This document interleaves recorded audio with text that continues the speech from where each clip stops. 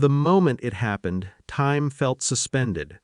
I saw my son's small body hit the floor, an abrupt, dull thump, heard nothing but the clatter of the plate she had been holding.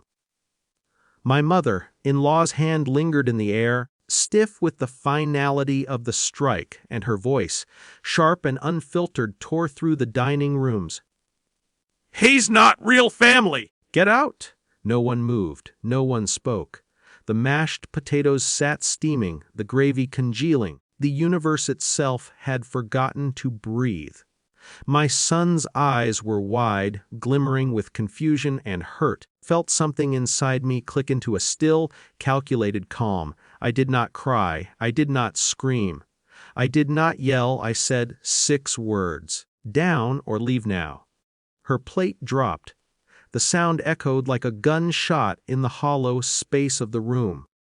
For a heartbeat, entire family froze, faces drained of color, bodies tensed, and the air hung heavy with disbelief. Son's small chest rose and fell rapidly, but he did not cry. She glared at me, though I had just detonated something she had not thought possible.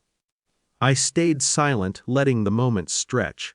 The power she had wielded so effortlessly, slapping my child, demanding submission, crumbled under those 6 words and the precision of my calm. I knelt beside him, my hand brushed his hair, and he leaned into the touch, but reassured.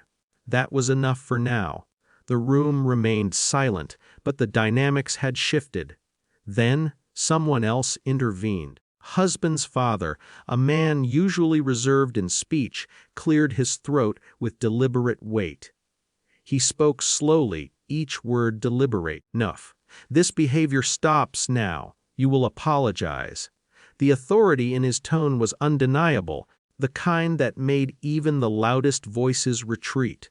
My mother-in-law's jaw tightened, her hands clenching the edge of the table. For the first time, she was no longer in control.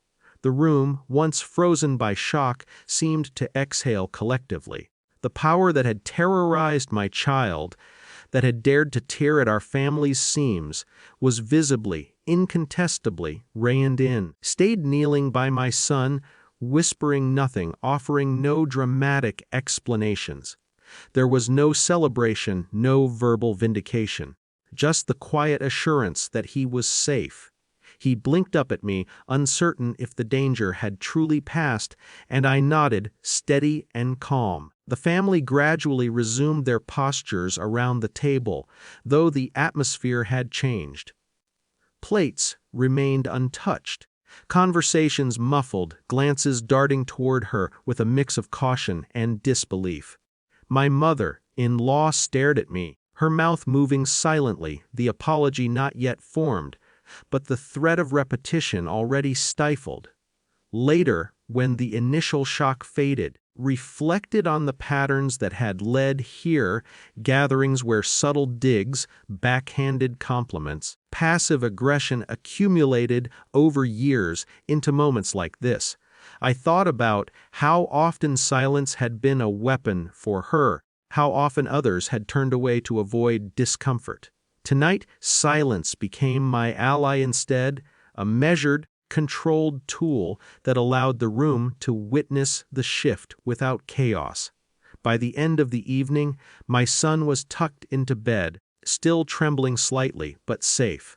My mother-in-law had not left, nor had she apologized fully. She no longer had the authority to strike fear or command the room. The lines had been redrawn. My husband, still pale, offered a brief, grateful glance. It was enough acknowledgement for me. I understood, as I often do in these quiet victories, life would continue in imperfect form. Some relationships would remain tense, unresolved.